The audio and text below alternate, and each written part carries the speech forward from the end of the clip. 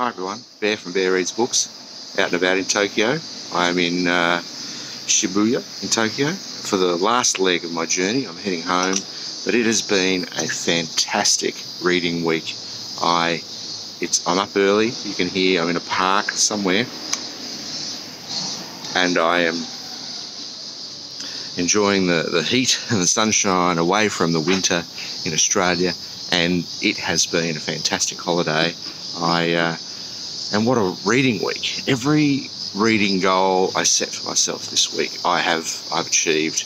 It's been great, and the choices that I made, and if you want to see the choices and my reasons for making them, check out my video, my previous video. But the choices that I made were spot on. It's the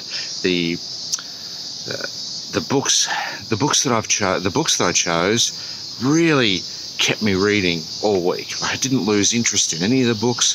I didn't not like any of the books, and I even added an extra book because I ran out of things to read. So this week is actually a weekly reading wrap-up, let's call it that, and I in total read 5 books this week, which is unheard of for me. It's an incredible number, and very first off the list was Max Porter's Lanny, and I spoke about this a few videos ago, that the reviews had been so good that I thought I needed to do this one, and it was brilliant. Oh man, Max Porter, it was such an easy little read, and it was, and in many ways so difficult as well. It was think of a book where everything unnecessary, every description, every characterization has been stripped away, and all you're left with is this bare bones story about a very special child called Lanny,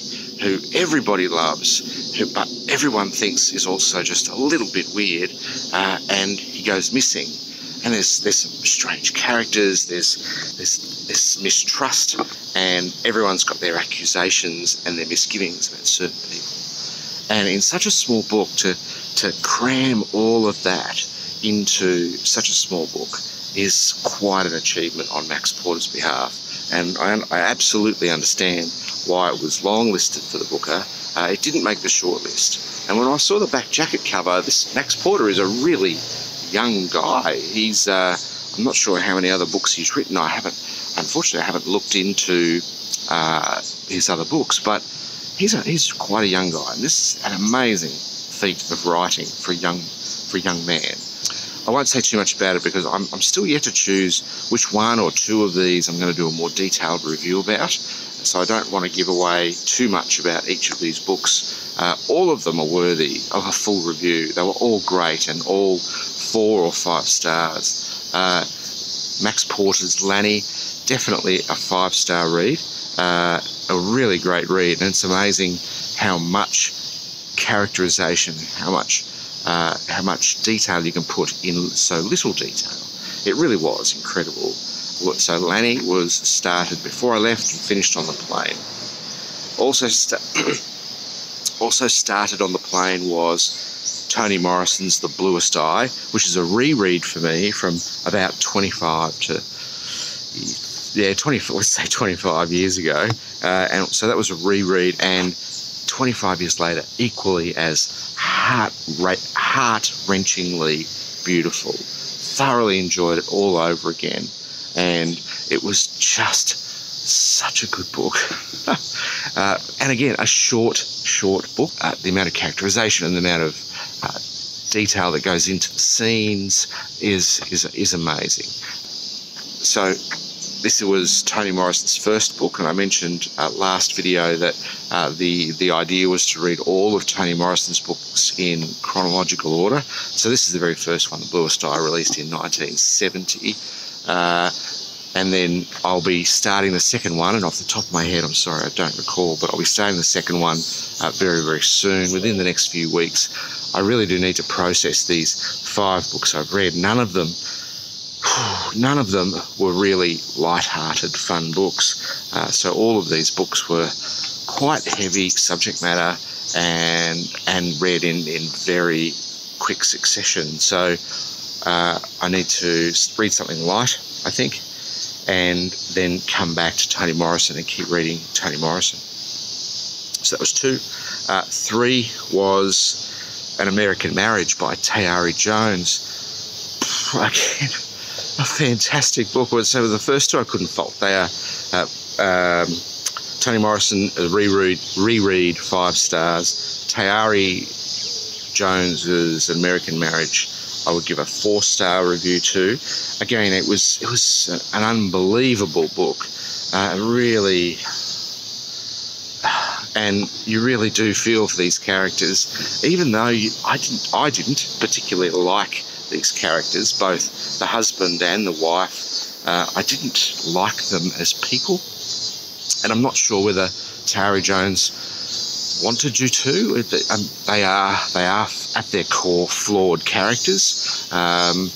So the husband ends up in jail for a crime he didn't commit, and the wife is left at home wondering how long she's going to be by herself. She's newly married, 18 months into a brand new marriage, and wondering how she's going to survive without her husband. It's emotionally very much a roller coaster for the reader, as it would be in real life for 2 characters such as this.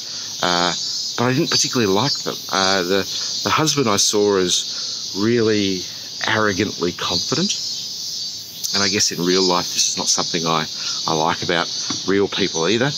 And I saw the wife as being, in her own way, very confident, but again, when it came to the crunch, very unable to make decisions, and when decisions really needed to be made, and when she is by herself, those decisions must be made. She has very big decisions to make about, will she stay with him, and will she be faithful to him, and will I go and visit him? Some very simple questions, but I just found her way of dealing with this crisis very, very indecisive. And having never been in anything remotely similar as a situation to this, I can't put myself in these shoes, but all I can try to do really is try and understand the point of view that these characters are coming from, and so the flaw for me, the difference between the 4 and the 5 stars for Tayari Jones was really about not liking the characters, but maybe that was Tayari Jones's point, and that put under pressure, everyone is sometimes not likable. I know I would be too, but still a stellar book, an absolutely amazing read. Number 4 was There by Tommy Orange. Again, a 4-star, maybe 4.5-star read for me. Again, not a book something like it, not a book I'd ever read before, and again, a really clearly written, for the author's just clarity of vision, clarity of voice was so amazing.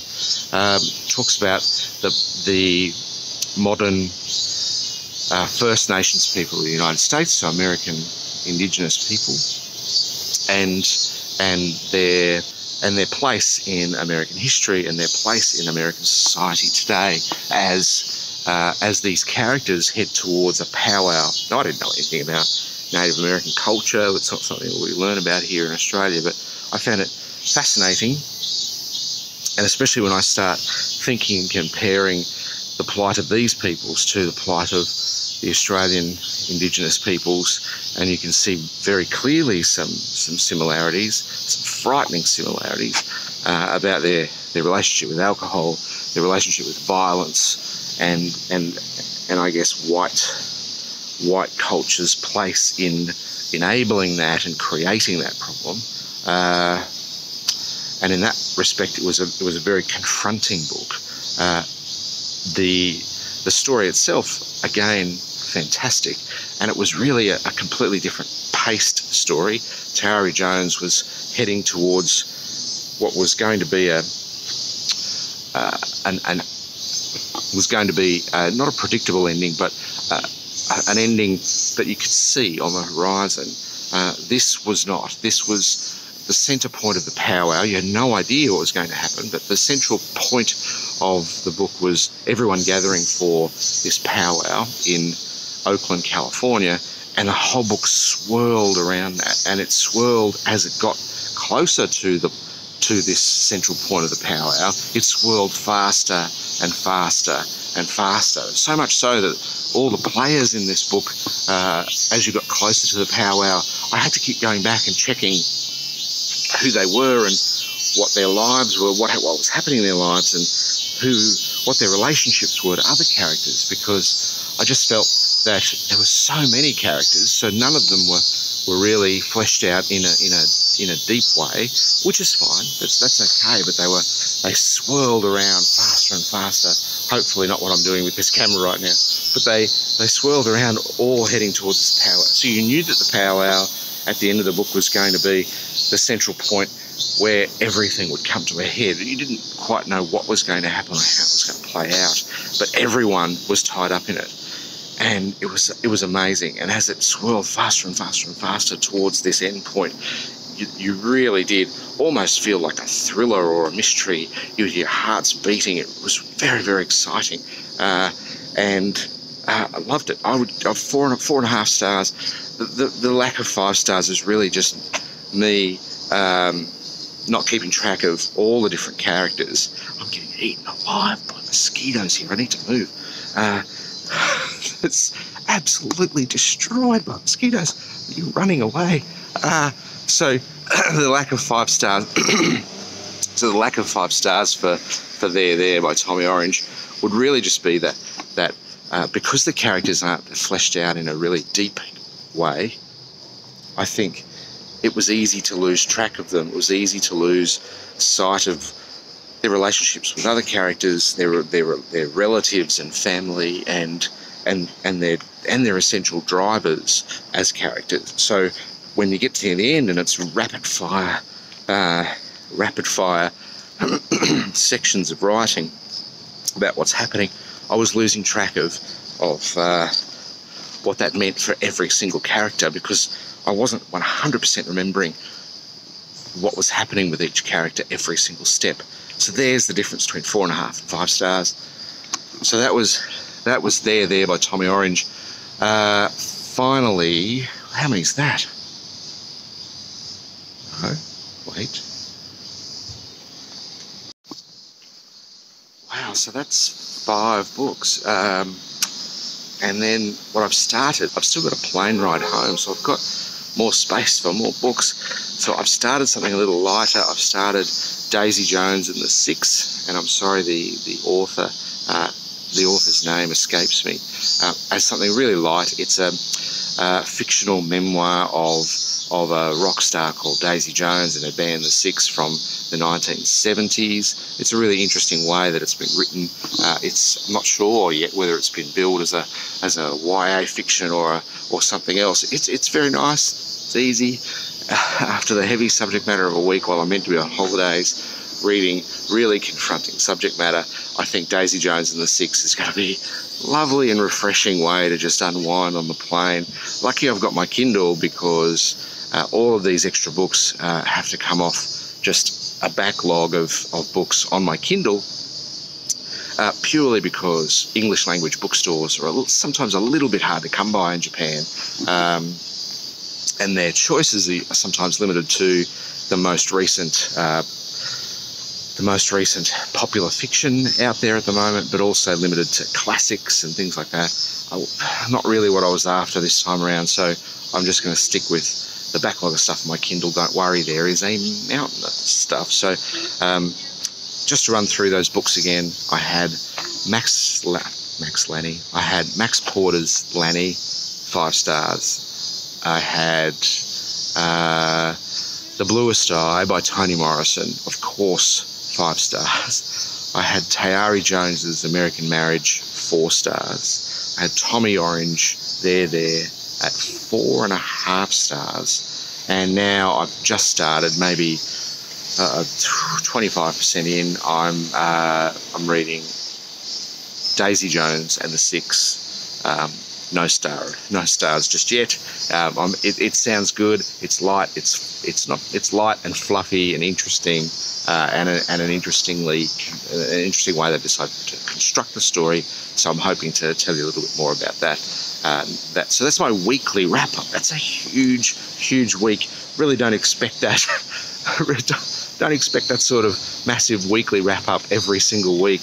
This is a strange week. That's why I thought I'd bring it to you, because I usually don't read this much. Usually I might get one book done a week, maybe two if I've got a crossover week or I've read something small. But yes, don't expect something like this every week. But 5 books, starting a 6th, maybe finish Daisy Jones in the 6th and starting a 7th. We'll see. But it's been great talking to you all the way from Japan. I do head home very soon, so this will be published and uploaded possibly on Saturday, Australia time. Hopefully that will sneak in as Friday for the rest of you in the United States. But we'll see you again very soon. Have a great time. Bye-bye.